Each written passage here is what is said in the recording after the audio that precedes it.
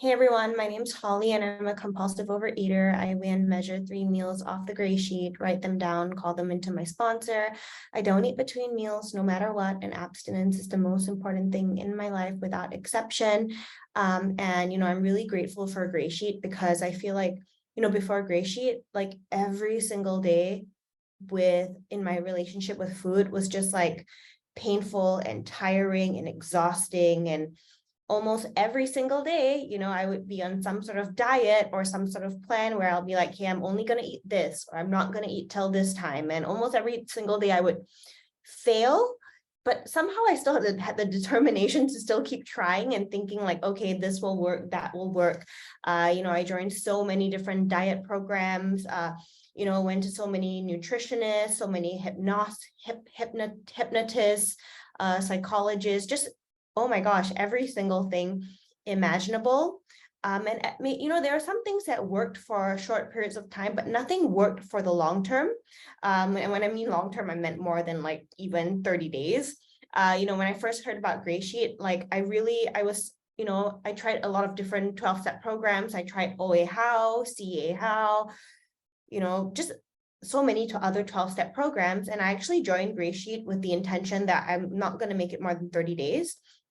I actually told my AA sponsor, hey, do you think it's okay if I joined, another food program? It's kind of insane. You have to weigh and measure in public. Honestly, I don't think I'm even going to make it 30 days, but, is it okay if I just joined? And my sponsor was like, well, I don't know. It doesn't sound promising, but if you want to go for it, go for it. And, at 30 days, I was like, I can't believe I have 30 days, and then 60 days. And then, and my partner was just as much disbelief as me, and I would be like, I got 30 days. She'd be like, oh my gosh, no way. I got 6 months, no way. And we'd be both so excited because I think the track record for me has been failure. And we've been together 5 years, and she's seen me through so many, like, just like trying and failing and trying and failing. So I'm very grateful. I just came back from Japan. I was there for a month, for 32 days.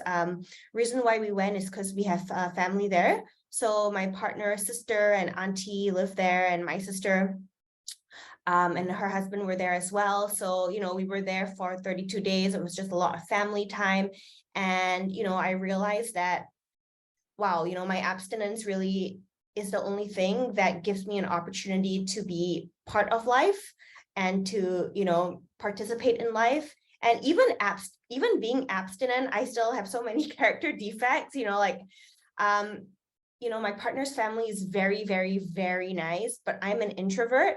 I love eating my meals alone. I love when no one talks to me when I'm eating and I'm chopping, and no one's asking, oh, what are you eating? Or like, I just like eating in quiet and in peace. And I like, eating the same thing every day. And it was a lot of, change of plans and whatnot. I would tell my partner, I'd be like, I just want to like get out of here and get to my own space. And she'd be like, but why? Everyone's so nice. And I realized that, for me as a compulsive overeater in Gray Sheet, like, I just like the serenity. I like the, knowing what's to come. I like it being simple. And even if people are nice, I just like having my space. But I was still very grateful. And I realized what I was doing, with that discomfort is I was taking other people's inventory. I started being like, oh, like finding things about like them that they should do better or do my way.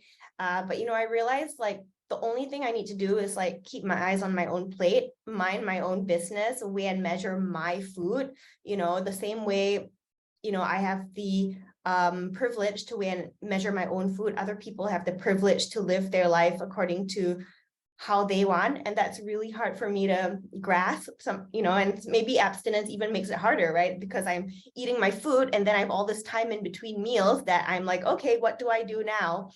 And I guess the answer for me is to not take other people's inventory. One thing that happened in Japan is my partner, my partner proposed to me. So we became engaged. And, as I shared, we've been together like 5 years now. And I asked my partner, is me being in Gray Sheet a reason contributing to why you proposed? And she said, yeah. She's like, before this, like I knew I wanted to be with you, but I just didn't know how, the rest of our lives would go because because it was always like so much pain with food. She told me that it was so terrifying whenever she would go out, because when she would go out, I would be eating all her stuff and then I would throw it away, buy new stuff, have to go It's 5 exercise. minutes. Oh, thank I you. Be complaining. So, she was telling me it was so traumatic and so stressful. And, finding Gray Sheet was a very big positive part of our relationship, and moving forward in a different direction. So I did realize that Gray Sheet was, affecting my relationships, but I didn't realize it was to the extent, when they say it's a family disease, I'm like, oh, okay, yeah, it's really a family disease. But here's the thing, I really have a struggle with the disease of more. I want more for everything, right? Gray Sheet helps me to have boundaries with my food. But still, there are some days when my meal's over, I'm like, oh, I wish I could have just a little bit more. Okay, and the same thing, this is so embarrassing to say, but when my partner got me my ring, I was like, oh, it's really beautiful, but I wish it was like one tiny bit bigger. It's kind of like how, when I put 4.0 on the scale and it's like, oh, I just wish I could have like 5 or 6, you know what I mean? And it was the same thing with the ring. I was like, oh, I really like it. It's really beautiful. But if it's just like a tiny bit bigger, I would be so much happier and feel so much more content. And my partner and I have like no filter. So I was trying my best not to tell her about it. But then I told her about it by accident. And my partner said to me, Holly, you're insatiable. Like you have this insatiable appetite, like in every area of life. And I was like, oh yeah, that's true. I really need to work on that. So, I find that like as the days go by now, I feel like, as the more I realize that, it's not the ring, it's me. You know what I mean? It's me, because I asked myself, right? Even if she didn't give me a ring, would I want to spend the rest of my life with this person? And the answer is yes, right? It's kind of like Gray Sheet. Like I really enjoy doing Gray Sheet, even on days where like, maybe like my meal isn't so awesome because something happened. And so, the issue is me, and my eyes are bigger than my stomach. And I need to like focus on, being content, being grateful for what I have, instead of being like the grass is always greener. If only I have that, I'll be happier, because like for today, like my food is good, I'm with the person who I enjoy being with. So like a bigger meal or a bigger ring won't change anything, even though my mind tells me it will. Let's see. So I guess, what led me to Gray Sheet is I was really struggling in a different program where you weigh and measure with exception. And I was going on a work trip, and it was quite a long work trip. And, I realized from my experience is that whenever I weighed and measured my food, I had sanity. But then when I would go out and do the one plate meal, or I would try to eyeball, it would always be, it was just never like sane. It was never sane. I always would eat till I was stuffed, or undereat and then overeat later, to overcompensate. And so I was going on this work trip, and I was like, oh my goodness, I feel like I need to weigh and measure everywhere I go. And so I was reading articles online, like all these like bodybuilding websites where apparently some bodybuilders weigh and measure their food. And I was calling everyone in my program, in my other program, and everyone was like, oh yeah, I don't bring my scale when I go out. So then I came across a Gray Sheet article, about weighing and measuring without exception. And then I found the YouTube, and I started listening to their YouTubes like all day long, like morning to night. I was like, oh my gosh. And whenever I would hear you guys say your mantra, I was like, that's so cool. It feels like a club, like a really cool club I want to be part of. But I'm the kind of person where I need to like do my research before I jump in. So I think I listened to Gray Sheet podcast for maybe like 3 weeks every single day. And then I went on my work trip, and I tried to do what you guys were doing in the podcast, but without the support. And I maybe would get success for one meal, and then I would be too embarrassed. And then I was just like overeating the whole trip. And then I was hosting a mindfulness talk at work. And I was so nervous before that mindfulness talk. I binged before the talk. I binged after the talk. I was in so much pain.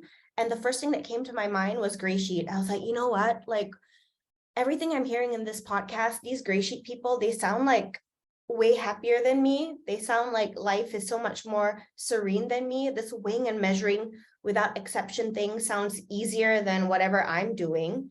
And then I called the startup sponsor committee, and someone offered to help me get started. And it was pretty cool because I was giving her an excuse. I was like, yeah, I'm actually traveling for the next month, so I can't get abstinent until I'm back home because I don't have a kitchen.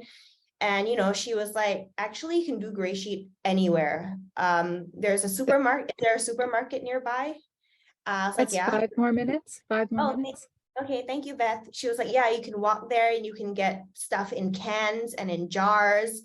And she gave me all these suggestions, and I was like, oh, okay. And so, and then when she told me the food plan, I thought that's not going to be enough food. It's just not going to be enough. And then I tried it for one day and I was like, oh, I'm actually really satiated. That feels really good. And I'm so glad I started because, I ended up getting COVID and I was trapped in a different country for a month. So had I not started Gray Sheet, I would have struggled and binged for another month. So, when I think about that experience, I was actually in Paris for 30 days with COVID. And I had the best 30 days, even with COVID, because I was like going to meetings, I was getting to know people in Gray Sheet, I was eating yummy abstinent food. So, those 30 days on Gray Sheet with COVID, I feel like we're better than my life prior, being healthy and binging around the world. So, let's see, what else do I want to share? Yeah, so I guess, for today, I'm learning that Gray Sheet really is portable. It's something I can do everywhere. So the week after next, I'm actually going away for a surgery, where I'll have to go under general anesthesia and I will not be able to eat like chew properly for the first week. So, one thing I know from you guys is that everything is doable, everything is possible. I just have to eat different foods, but I'll survive.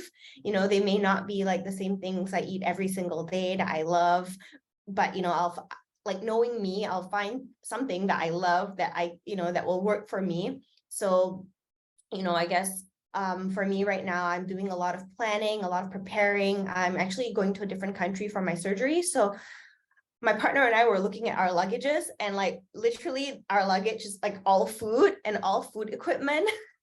It's like measuring cups and like portable. Even though the place we're staying has these things, we're still very paranoid because we travel a few places where things were not working, so we're bringing all our own equipment and everything. And yeah, I'm very grateful that my fiance now and I do this. Like, well, I'm doing it, but I feel like I have someone who really supports me. We recently came back from a trip, and when we go on our trips now, we plan our trip so that when we land, the first place we go to is the supermarket, and then we go check in, or we check in and we go to the supermarket. And it's just so good to know that I have my food with me, and if I have my food with me, then I can do everything else, right? Let's see.